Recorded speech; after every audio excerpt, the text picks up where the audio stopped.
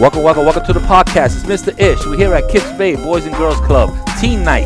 Teen Nights are always special. We got some special guests today. We're doing a little video. We're doing a little audio. It's going to be fun. It's going to be a topic that we should all talk about. It's across the board. We know about it a little bit, so we're just going to gather some more information. I'm going to let them introduce themselves, let them tell you where they're from, and we'll open the mics up. Please, introduce yourself. Hi everyone, my name is Angela. I am the Bronx Youth Engagement Manager for New York City Smoke Free. All right, I'm sorry, I got buttons here. I start putting little sound effects. I'll make sure you're doing good. Okay, thank you for coming. And I'm Marissa, Smoke Free NYCHA. Okay, I got to give you some claps too. I might have to give you one of these. All right, I want to make you feel special. Welcome, ladies. We did this one time, but without the cameras and all that stuff. It was very interesting, and I knew that you were waiting just to come back and just give these teenagers some more knowledge. So the floor is open, and we'll fill in with some questions. I'll chime in, whenever I can, and let's get this podcast started. All right, so let's get started. Just to recap, the last time we came, we did a GASO, which is the Great American Smokeout. We spoke about quitting smoking and how to support your friends in doing so.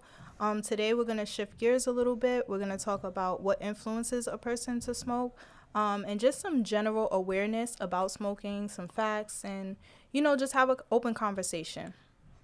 All right, I have a first question already. I grew up a little bit I'm a little older than these guys. So when I grew up, I used to go to the store and actually buy packs of cigarettes for my mom. I'm not too happy about it now, but, it was one of those things that, our parents smoked cigarettes, and it was like kind of just across the board, and we just, go buy me a pack of cigarettes, and it wasn't a big deal. So I was there when they changed that, only 18-year-olds could go buy cigarettes and all that stuff. So that's where I'm coming from, like from the beginning and stuff like that. So do you think that it's changed now that they raised the age from to like 18, what is it, 18 or 21 now? I don't even know because I don't smoke, so I couldn't tell you. I think it definitely has changed. I know from my perspective, like you said, growing up and going to grab a pack for your parents, even the cigars and the cigarettes that they had as like candy, the advertising has changed more so from cigarettes to vapes. It's kind of switched over, especially when it comes to advertising and the media, and how they showcase these tobacco products. Do they really engage more in? Well, they don't do TV ads anymore. So is it more printed ads that they do in order to get their point across? I think it's a mixture of the printed ads, and I want to say social media. If you look now, there are a lot of people that actually use these products on a daily basis, and they're showcasing it. And it's kind of like a glamorization of the products. And unfortunately, there are some youth that will look up to certain idols and people and see them smoking and think it's cool to do when it's really not. I know that the only thing I've noticed is, especially in the projects and NYCHA complexes and around that the advertising and the smoke spots, the smoke shops have become almost like a candy store now. Before we used to be, I'm going to the candy store, and now you're going to the smoke shop, and then if they don't have it, there's one right next door to it, and if they don't have it, there's one down the block. So it seems like these things are coming up, especially now that they changed a lot of these laws. They're coming up, and it's almost like a candy store. One of my daughters, and she's only 11, she's like, "Daddy, could I get candy there?" I was like, "Baby, that's not a candy store." But the colors, the green, the vibrance, the character that's in the front, she was just confused. She thought it was a candy store. So how do you think that affects the youth now, knowing that these places are just like pop-ups all over the place, especially, next to our projects or our tenements and stuff like that where we live at? So thank you so much for that. I do agree, and I'm very passionate about getting promoting change as of right now. With NYCHA on NYCHA grounds, with the candy stores that you are mentioning, they are not supposed to have like smoke shops that says smoke shops nowhere on the grounds of New York City Housing Authority.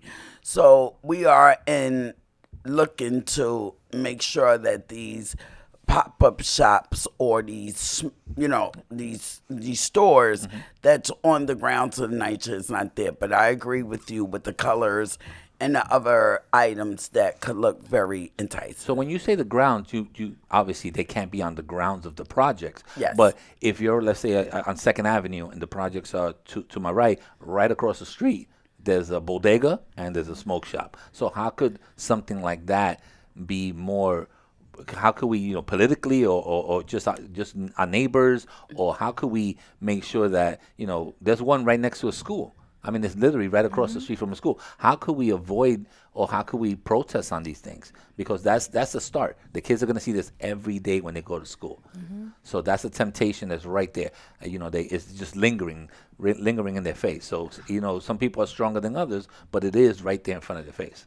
And you're absolutely right. And it takes a community. So as of right now, of with New York City Housing Authority Smoke Free, we are looking to find things such as this beautiful platform that I'm on right now to educate, communicate, and to get the youth very educated on things of, like with these stores that's opening. So it takes our community. So what we're trying to do is actually start forums of Well, that's communications nice. and get feedback.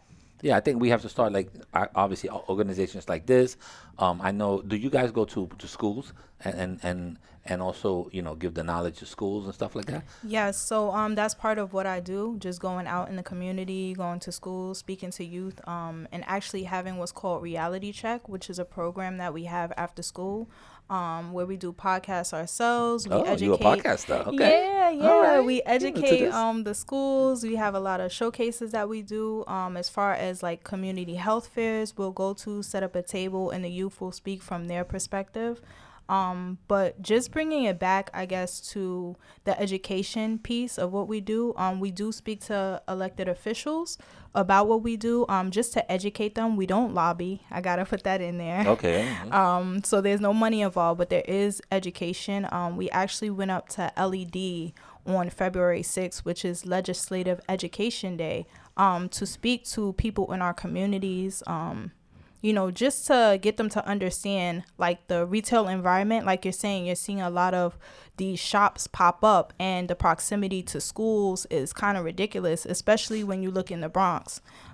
So we just inform them about what's going on in their communities and just help in seeing how we can be an influence for change, to take some of these shops away and just move them to different areas. Yeah, I know we're talking about the Bronx, but I live in Manhattan, and it's all over the hood too. It's just low income places. They know exactly who they're catering to. You understand? I don't see this on 76th Street and Fifth Avenue. I don't see that problem. I don't see it on 86 as much. But in Manhattan, if you go to past 99th Street, these places are coming up. They popping up like sneaker shops almost. I see a lot of these. I'm like, oh, I didn't know that store was there. In between the block and on the avenue and all that stuff. I mean, these kids are too young to know that, and I know that you probably know from your research. When they used to smoke packs of cigarettes before, the way they got to you is that you took off like the little label and you saved it, and you add them up, and you get like a book bag, or you get a sleeping bag that said Marlboro or Camel or stuff like that. And people used to be like, yo, let me get that, and it was like almost like a collection, like what you guys do Yu-Gi-Oh cards type of thing. And that's how they got kids hooked on these things. I'm glad that is out of the market, but they're finding different ways to approach this, especially like you said, through the social media and stuff like that. I'm not really on TikTok and stuff like that, but I know that is definitely popping up as ads there because that's how they make their money. Yes, definitely. There's always money involved. Like you said before, just to go back a little bit to, I guess, the proximity and the amount that we have in the Bronx. We are targeted differently than other areas, when it comes to the amount of shops we have, even what they look like. Like you said, there are a lot of lights, and for some reason I'm noticing a lot more characters. Like there are some Yeah. that I've seen that have like a lot of Dragon Ball Z influence. You drive by, it looks like something that a child would be in. And unfortunately, like I said before, it kind of leads them to it and they're interested, but it's not for them. So just Yeah, wanted to share. sometimes they also put like the bags of potato chips, like foreign bags of potato chips in the front. You'd be like, oh, I want to try a raspberry Kit Kat. And all of a sudden you go in, and once they got you in the place, then you take a couple of steps more, and that's where you see the other items that they're really trying to sell. So they give you the colors, the characters in the front, the lights, and once they get you in, they really don't care that it's a 6, a 10, 12, a 21-year-old. They got you in there. Something attracted you, and you're gonna start looking around, and that's their influence. That's how they got you. It's almost like a commercial. You know, when you're watching a TV commercial, you're like, wow, I haven't had Kentucky Fried Chicken in a while, and all of a sudden you're hungry. That's the way they get you. That's Yeah. exactly the way they get you. And I know right now they said that the average age of a new smoker is 13. Ooh. So people are starting really young to smoke, and unfortunately, nicotine is addictive. So once you start, it's way harder to stop, especially once you start young.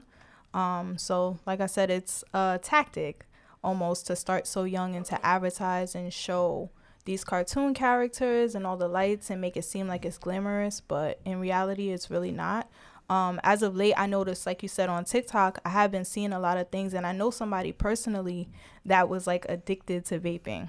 Every time I saw him, he was blowing raspberry smoke in my face. Like, he was addicted to vaping. And just a few weeks ago, he just got out the hospital. They had to cut off part of his lung. Because of that, Yeah. that's some serious business. And I think that the vaping is very dangerous because you don't know what's in these chemicals. You see Exactly. the large amount of smoke that it makes, but it's just like so extreme. There has to be so many chemicals in there to make that happen. And obviously you get the cheap ones. You know the price. Oh yeah, we're gonna give you this for $2. We're like, oh, I'm buying that. And all of a sudden that could be the worst one that you could get. That's also an issue. There's nobody. There's no rules. It's almost like the West here. We're in the wild wild West, and all of them are winning, and the Indians are not. I can tell you that much. We always know that the Indians are always gonna fall. And it gets really really crazy out there. I've found them before in the streets. You find a Yeah. vape in the street, and you're like, "What's this?" And I'm like, "Don't touch that."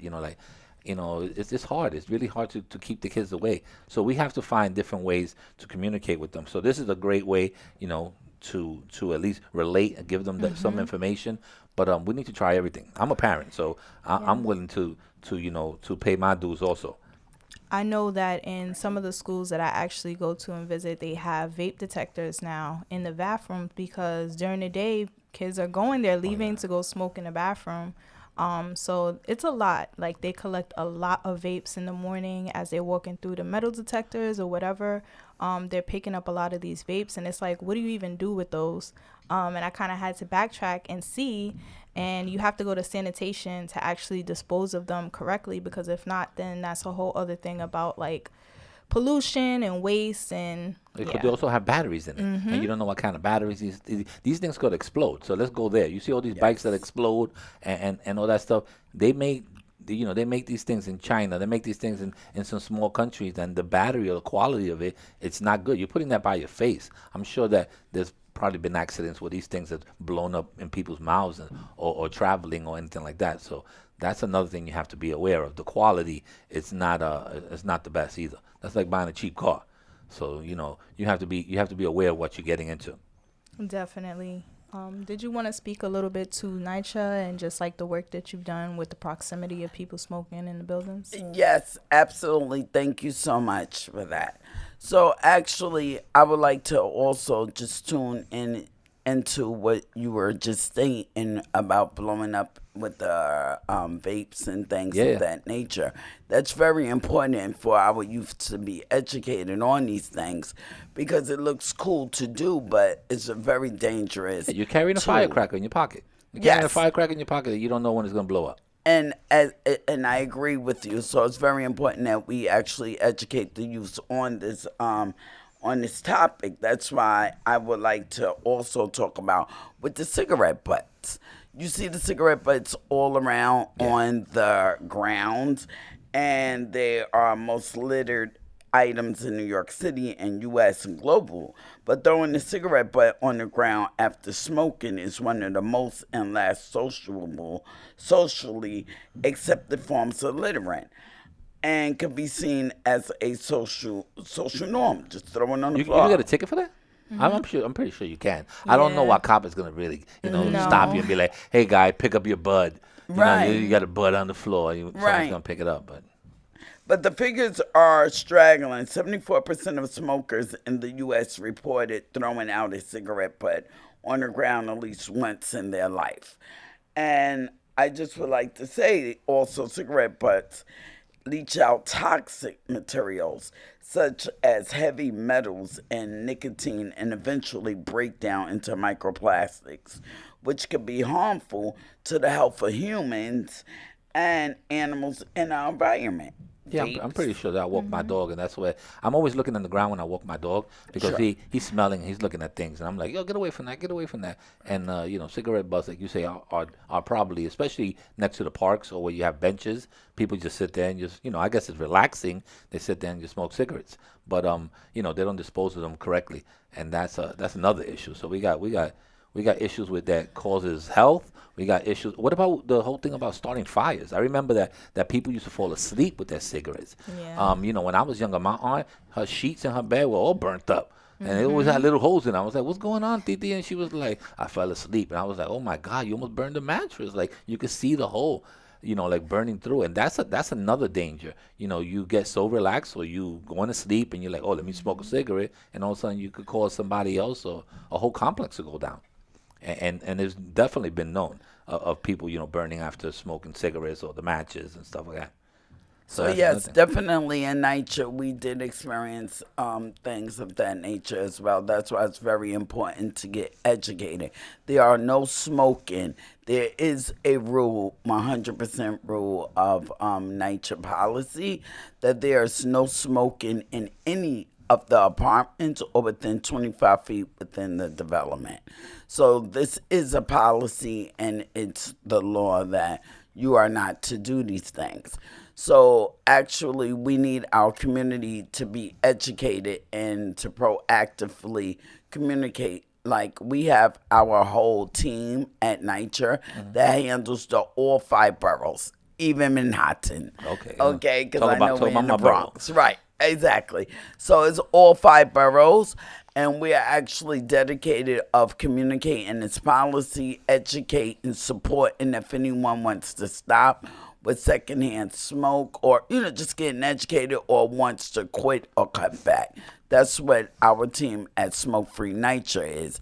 But with our youth, we just want you to be educated and understand how to get out of a situation if you are pressured, like, oh, this is cool, and you don't want to be part of it. We would just like to keep the youth educated on how to. Well, I got a question because we talk about vaping, we talk about cigarettes, but there's a new trend now, and that's that whole hookah thing. And these guys, and I look at them, but they're probably more familiar with the hookah. That's kind of like we leave it out sometimes. But is that something that's also part of your reach out of what you guys are trying to do? Yeah, so definitely any form of tobacco use, whether it's like snuff, chewing tobacco, hookah, pens, vapes, whatever you name it, we're there. Okay. We do educate on that as well because any type of smoke, any form of smoking is bad for your lungs, bad for your body overall. So we do educate on that. And I've noticed there are some trends culturally when it comes to who's smoking cigarettes, who's smoking vapes, and who's doing hookah. Yeah. So you definitely got to shout out to different areas in the Bronx. I will say that there are a lot of hookah lounges. Unfortunately, it is dedicated to, I want to say, certain people, and it's tough because that's I ain't gonna lie to you. how. Dominicans Yeah. love the hookah. I didn't want to say I it. said it. I said it. That's my people. Yeah. But also, my Puerto Ricans love they love it too. I ain't gonna lie to you. It's just a trend. I don't know if it's a Caribbean trend, it's a club trend. I don't know if it's videos or what it is, but it's more common maybe in the Spanish neighborhoods or Yeah. what we call the brown neighborhoods and stuff because it's just like it seems like, oh, I'm not smoking a cigarette, I'm doing this, but it's still bad for you. And I don't know if you guys realize, but your lungs are these organs that you can't really. There hasn't been too many good lung transplants. Let's put it that way. Yeah. my wife was diagnosed with cancer for her lung, and they had to remove one of them. And when they removed it, just the way of the breathing and all that stuff, it's a real thing. And I don't know if you know people that have asthma. Asthma's like, it's basically like choking with no air. And that's another scary thing. So when you start thinking of that, if you're smoking 20 years, 40 years, when you get old and you can't really handle it, that's the way it's gonna affect you. It's gonna affect you in so many ways. Sometimes dental, sometimes with your throat, sometimes with your lungs, sometimes with skin. People's limbs are removed because of smoke. So it's something that it might look good in a picture for you to make a big cloud. I said, but that might cost you later on. Yeah, and it's unfortunate. You had mentioned asthma. Actually, the Bronx has the highest asthma rates in children. And obviously, children shouldn't be smoking. They aren't smoking. Definitely. This is due to secondhand smoke. So people are with you. They smoking hookah. They blowing it in your face. Y'all taking pictures and they kikiing. But sometimes your body is more susceptible to illness than others. And they could be fine, but you end up having to go to the doctor and get checked out. And they tell you, like, hey, this is affecting your body. Then what? It kind of leaves you in a messed up position. So How I know they have patches. I know they have this chewing gum. I know they have all that stuff. Is that really effective in the process of trying to quit, or could some people just go, how they say it, cold turkey? My stepdad, he as soon as my son was born, I told him he's not coming upstairs if you smoke. He stopped that same day.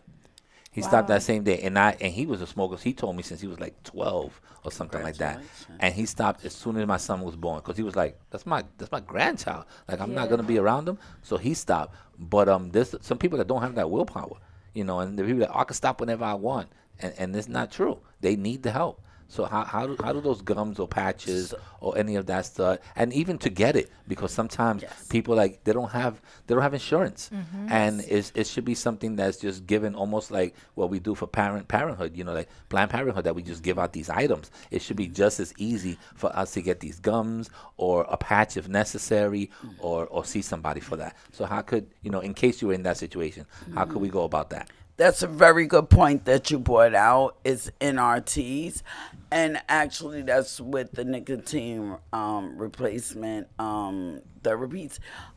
We actually do source out resources. So for me, that I'm in the Bronx and my team in New York City Housing Authority Smoke Free, we actually have access to many other entities to actually resource and to give the resources of where a person can actually go and get the help if they wanted the patches, the gums, and the other NRTs. And it could be for free of charge, but we always like to definitely refer to their doctors first, because the doctors is definitely the best person to communicate.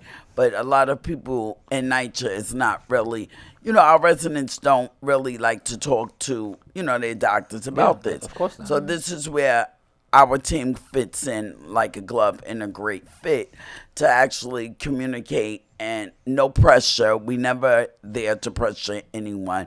It's, we just talk to them, sensation supports. We actually give the resource if they are willing to accept quit it. or Yeah. shut, to, start the process. I'm here as a cheerleader. Let's go, NYCHA. And it's here. And it's good And that you everybody guys are starting this off while they're young. You understand? We understand that there's some people that are older. They gave into this and they don't want to quit, and I don't care no more, and whatever. But if we get them while they're young, we have a chance, and the chance is what we're looking for. We can't save everyone. We know that. As leaders, as educators, we know that sometimes you're gonna lose somebody through the loops. We hope that it's not, but it's also realistic. I mean, so I know we can't help everybody, but we need to at least give the information out there so that we can help most of the people. Most of the people is what's important. So I definitely applaud you for what you guys do. It's very important. I know that sometimes you kids are bored and you don't like to hear us preach, but this is some real preaching that may help you or somebody in your family. So it may not even be you. It could be a way for you to contact and speak to your mom. Your mom, we had this little class, and I think that you should stop smoking. Whatever. It could be your auntie. It could be a friend. It could be somebody that just if you talk to them like normal, it should be a way to communicate. If you never communicate, that always the answer is gonna be no. That's the only thing you know. If you don't say nothing, you're always gonna have a no because I should have said that. Just say it. Just say it to somebody. Hey, I like the way you look today. You look pretty. That person's gonna feel good about themselves. Hey, you know what? You should stop smoking because it's not really gonna be helpful for you. Maybe that sticks in someone's head. So that's important. If you're really a friend or you're really a family member, just tell them. That's what love is. Sometimes love is cruel. Sometimes you gotta tell them some stuff that you don't want to tell them, but it is tough love. Is there any other point that you guys want to talk about? We going on, but I'm entertained. Yes, I would like to hear from the youth, of course, because I'm so we opening for passionate questions to here? hear my youth. It is so important to hear from All right, let me set up this anyone mic over here. Give me 1 that second. would like have It's right to there, have sir. any questions. You got any question? Let me see how talk to me. Hello? All right, you mic'd up. Please tell them your name, your age again. My name's Kaden. But speaking to the mic, I want to make sure they hear it. Since weed is legal and like smoking's legal, does it encourage smoking to the youth? Because usually, I understand what you're saying, Kaden. It's not illegal. I got you now. Let me clean it up. It may not be. Yeah. Let me clean it up. So I know that usually people say smoking is a gateway to something else, right? So he's trying to say the reverse part. Now that the other item is kind of legal, it's still trending here and there. But do you think that now because that's so open in the streets that now they say, oh, cigarettes are nothing? Yeah, essentially, hopefully you guys don't know, but we should all know at this point, people are mixing tobacco, grabba, Fonto with weed to smoke. That's essentially, been forever. Yeah. So essentially they go hand in hand. Like I said, unfortunately, no form of smoking is good. We don't really advocate or speak on marijuana, weed, any of that, just for a multitude of reasons. There's probably a whole bunch of legal reasons. I don't have a thing, but I don't want to have to use my button over here and just start hitting a whole bunch of deletes and stuff like that. I'm going to be over here. We can't talk about we can't talk and I don't want to keep hitting my button. So so let's try to stick to the topic. The topic is really the ones that we throw out there. But I cleaned up your question. It was pretty good. Anybody else have a question? You have one? I think it's more so of I want to get an idea of like what your experience is like in schools with your friends, what you're seeing, like. All right, because y'all are in the field. Introduce yourself. Yeah, introduce yourself and tell me if you have a story. Hi, my name is Caleb. I'm 14. I just wanted to ask, like, for vaping, since it's like vape was before everything was used as like a tool to quit smoking, as I've heard. How did it get to the point where now it's used to end up promoting smoking to younger audiences? Good question. It was advertised as that, but that's like a myth that's going around. People are always assuming that it's a tool to help you quit, when essentially it's the same thing, if not worse. Like I said, a lot of these products, these vapes, are not FDA approved at all, so you don't know what's in them. And if you don't know, the FDA is the ones that approve everything. Your meats, your anything that's consumed into your body, even medicines, like creams, anything like that. They're the ones that kind of make sure that it's okay, that it affects you. It doesn't affect you in a certain way. And any other questions? Good question. I have a story. You have a story? I was in class and Make sure you're talking to the mic. I was in class, I think gym or something, and like one of my friends were like, "Why aren't you vaping yet? It's good for you," and all this, and I'm like, "Oh, it's bad for you, and it's gonna hurt you in the future," and they didn't care, and they kept on insisting on it, and I just had to walk away from the situation. Okay, is it something that is common in your school, or something that that person keeps bringing up? It's common. It's kind of common in my school, but it's kind of not. It's like the adults don't know about it. That's what you're trying to say. The people are sneaking around it with it, and it's like I'm not gonna say anything because it'd be a whole school because most of the kids do it, but it's gonna be like encouraging. I mean, you don't want to be the tattletale, but guess what happens? You have any siblings, younger siblings? No. Okay, so I'm the youngest. you're the But youngest. I'm not trying to encourage it, but I'm just staying away from the I know, but situation. if an adult doesn't know, if you don't tell me that something is happening, especially when they're in the bathrooms or something like that, then what happens is that I can't help you and I can't help the next person. So, I try to be very open with my kids, and I'd rather you tell me and I deal with the problem than me find out that something else happened later. Because Yeah. dealing with a problem is dealing with it. Regardless of what it is. Oh, you broke this? Or let's go over there. Tell the person I'm sorry. How much we have to pay? Now, someone looking for you to kill you because you broke that. That's something different. Because we didn't deal with the problem. You didn't tell me. So now I have somebody knocking on my door. Upset instead of me approaching them. In a certain manner. So you have to deal with it. You're gonna have to tell a teacher. Hey, ma'am. I was in the bathroom and this is happening and this is not the first time. Who did it? I was there period 4. I didn't know the person, whatever. And let them figure a way. Let them look at the cameras. Let them figure that out of Cameras in how the to bathroom. approach it. Because they don't have cameras in the bathroom, but they'll have cameras going into the bathroom. So they'll figure it out. But you have to tell somebody. I mean, if it's not, it may be somebody else, a sibling or a friend of yours that gets caught in that trap. So you got to be careful with that. Do we have any open questions here? I think that was very brave of you. Yeah, I And mean, thank you. Thank you again. Anytime that you Everybody, anytime give that him a you can hand up. share. Anytime That you was can share. very brave. Thank you so much. Alright, so my question is like, throughout the years, how do you think like smoking products? How do you think they've gotten like easier to get to like, not like how, but when did they start getting easier to get access to? Like how?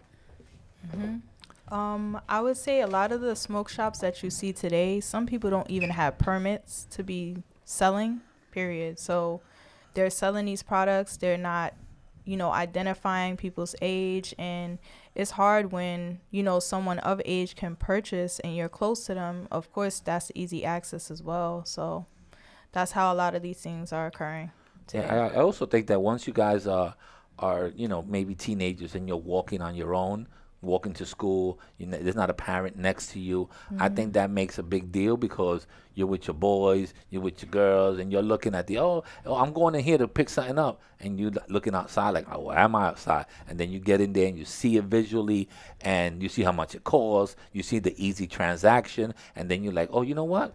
I could do this, or something like that. So they get you in so many ways that you don't even realize it. But once you start, basically, you could cross the street by yourself. It's a problem. It's a problem because they figure that. And they putting these stores in the middle of the blocks now. They don't even care. Before it had to be like on an avenue where people are passing by. You find this in the middle of a block. So the same way they put bodegas in every corner, they're putting them in the middle of the block now. So you can find them anywhere. And that's throughout the city. I mean, Yeah. there's no place. Staten Island has it, Bronx has it, Queens has it. It's all over the place. I mean, it's just, more advertised. If it's next to a train, next to a school, next to where they know a lot of people are going to pass by, a sneaker store, they'll fit a store in there. And it could be 6 by 8. But they selling an item that's what? An inch, it takes an inch. Small. They could put it on one wall and sell this item. So they'd rather pay $200 less rent and do it like that. So you got to be aware of all those things.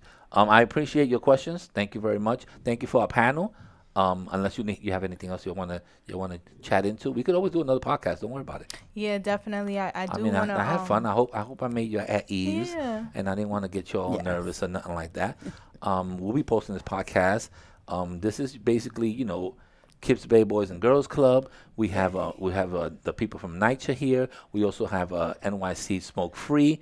This is not the first time we're gonna do it. We might have a part 2. We might have part 3. We're gonna try to get some video in, but we have to call the governor, and make sure everything is clear. I have the mayor's number, but I'm gonna have to, go through the secretary or something. We gotta clear out some things before we can put video up. But the audio is what we need. We need you to listen. That's what we need. This is all about listening and about participating in a little panel like this. Education is what wins here. That's what I say. If you don't know, then now you know a little more about it, and hopefully it'll help you or help somebody else. Sometimes it may not help you because you're not in that in that particular predicament, but it might help somebody else that you know. So, all right, guys, are we ready? Yep. We good? All right, let's say our goodbyes. Thank you. You're welcome. Thank you so much. Have a beautiful day. check. 1 2 1 2. Check. Check. Season number 8, still picking it up.